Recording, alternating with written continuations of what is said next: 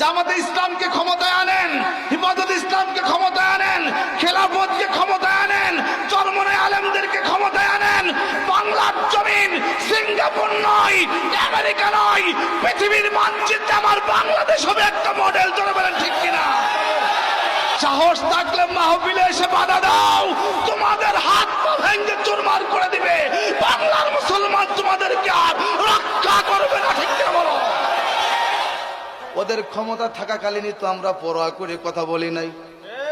এই ফিরাউনকে পানির ভিতরে সুবায়া সুবায়া মারলাম, কিন্তু শেখ হাসিনারে কেন মারলাম না জানোনি? ওরা যদি মাইরে ফেলাই ওর কষ্ট শেষ, কিন্তু পলায়া পলায়া নরেন্দ্র মোদীর ঘরের ভিতরে বসে বসে দেখবে বাংলার মানুষ আনন্দ মিছিল করতেছে, আর তিল তিল করে মরবে। কথা কয় না কেন? শান্তি নাই কিছু মানুষের, কিছু মানুষ খালি আফসোস করতেছে। আগেই ভালো ছিলাম, কারণ আগে দুর্নীতি করে খাইতে পারতাম।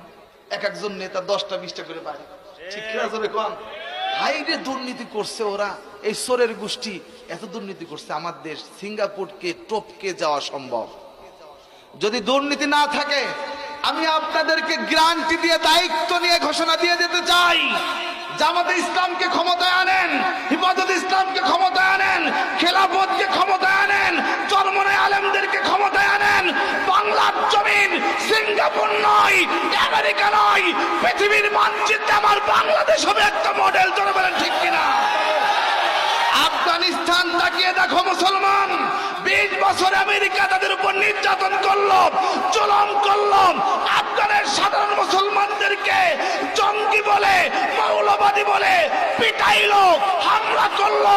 আফগানের তালেবানরা একত্র হয়ে পাগড়িওয়ালা টুপিওয়ালাদের নেতৃত্বে চলতে শুরু করলো। আমেরিকার পরাশক্তিকে পিটিয়ে আফগান থেকে বের করে আফগান 3 বছরের ব্যবধানে এখন পৃথিবীকে চ্যালেঞ্জ করতে শিখে গিয়েছে। সুবহানাল্লাহ। আমরা খালেদা বুঝি না, হাসিনা বুঝি না, আওয়ামী লীগ বুঝি না, বিএনপি বুঝি না। আল্লাহর কসম করে বলি, আলেমদেরকে একটা সুযোগ দাও। বাংলার মুসলমান মিজানুর রহমান আজারিদেরকে সুযোগ দাও। আল্লাহ মামুল হকদের হাতে ক্ষমতা দাও। বাংলার জমিন হবে পৃথিবীর ভিতরে শ্রেষ্ঠ, দুনিয়ার ভিতরে শ্রেষ্ঠ। ঠিক কিনা বলে? আমরা আলেমদের পক্ষে।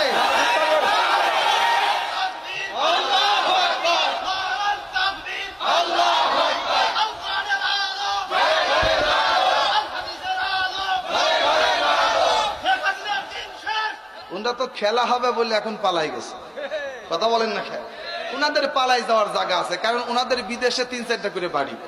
কিন্তু আমরা জনগণ, আমাদের কি আছে? এদেশেই মনে লাগবে। জোরে বলেন ঠিক কিনা? এই জন্য ভারত আক্রমণ করলে পারে, যে কোনো রাষ্ট্র থেকে আমার দেশে আক্রান্ত হলে, আক্রমণ হলে পারে সাধারণ পাবলিক আর হুজুররাই তাদের মোকাবেলা করবে। কারণ নেতারা সব বাড়ি গাড়ি সব বিদেশে করে রেখেছে, টুক করে পালাই চলে যাবে। জোরে বলেন ঠিক কিনা?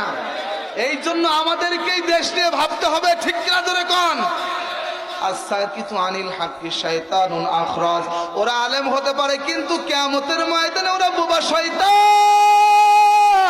হাসরের বয়ান করে কত কান্দাইলাম, কবরের বয়ানে কত কাঁদাইলাম, কিন্তু দুর্নীতিবাজদের বিরুদ্ধে কথা বলার মতো সাহস নাই, জালেম শাসকদের বিরুদ্ধে কথা বলার কোনো সাহস নাই।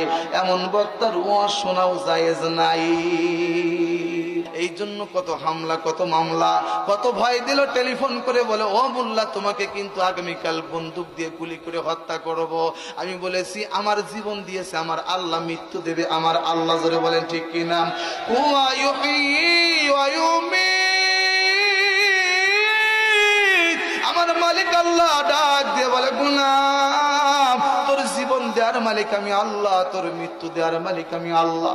এই পৃথিবীর সব যদি তোমার পক্ষে থাকে রে, সমস্ত ডাক্তার তোমার পিছনে দাঁড়ায় থাকবে, সমস্ত ক্ষমতার মালিকরা তোমার পিছে দাঁড়ায় থাকবে, কিন্তু হায়াতের টাইম যদি তোমার শেষ হয়ে যায়, সময় ফুরায় গেলে কিতাব মুআজ্জালা, আমার মালিক ডাক দিয়ে কয়, সময় শেষ হয়ে গেলে পৃথিবীর সব তোমারে পাহারা দিয়েও রাখতে পারবে না। কিন্তু আমি শেখ হাসিনারে মারলাম না। এখন আমার আল্লাহ ডাক দিয়ে বললেন, আমাকারু আমাকারাল্লাহ ওয়াল্লাহু খায়রুল মাকিরিন।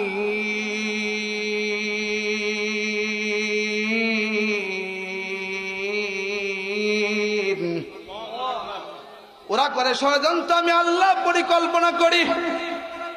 আমার আল্লাহ ডাক দিয়ে কয়, এই ফিরাউনকে পানির ভিতরে সুবায়া সুবায়া মারলাম, কিন্তু শেখ হাসিনারে কেন মারলাম না জানোনি? ওরা যদি মাইরে ফেলাই ওর কষ্ট শেষ, কিন্তু পলায়া পলায়া নরেন্দ্র মোদীর ঘরের ভিতরে বসে বসে দেখবে বাংলার মানুষ আনন্দ মিছিল করতেছে, আর তিল তিল করে মরবে। কথা কয় না কেন? মরে গেলেই তো শেষ, এত তাড়াতাড়ি ওরা মারা যাবে না, ঠিক কিনা ধরে কন? আমার আল্লাহ ডাক দিয়ে কয়, মারলেই তো শেষ।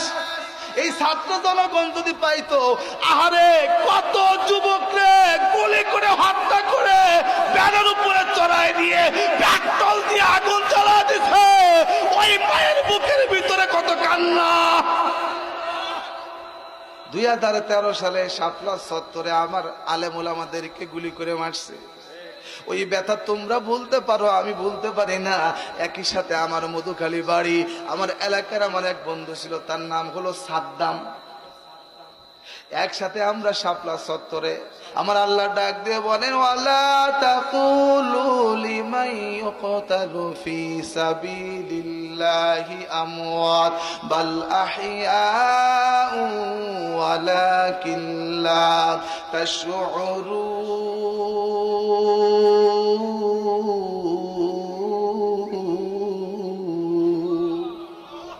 এই সাদ্দাম তো গুলি খেয়ে মরে গেল। ওই বাহিনী সন্ত্রাসীর দল শেখ হাসিনার কুত্তা মার্কা চামচারা গুলি করে হত্যা করল আমার ভাইয়ারা। আমার বন্ধুর লাশটা খুঁজে পাওয়া যায় না। 3 দিন পর মধুখালী আমার ভাইয়ারা মহিষাপুর গ্রামে তার লাশটা আনা হলো। তাকে সুন্দর করে কাফনের কাপড় পালো, লাশটা বাড়ির উঠানে রাখছে। আমি আমার বন্ধুর মুখটা খুলে কাপনের কাপড় সরায় তাকায় দেখি, আহারে মানুষ একদিন পরে তার চেহারা ফুলে যায়, শরীর থেকে পচা গন্ধ বের হইতে শুরু করে, কিন্তু বন্ধুর চেহারার দিকে তাকা মনে হইতেছে মাত্রই মারা গেল, এখনো তাজা মনে হইতেছে। এই মাথার পিছনে গুলি মারছে রে। এইখানে আমার হাতটা লাগায় দেখলাম হাতের সাথে তাজা রক্ত মনে হইল, এই মাত্রই গুলিটা ঢুকছি। আল্লাহু আকবার জোরে বলো।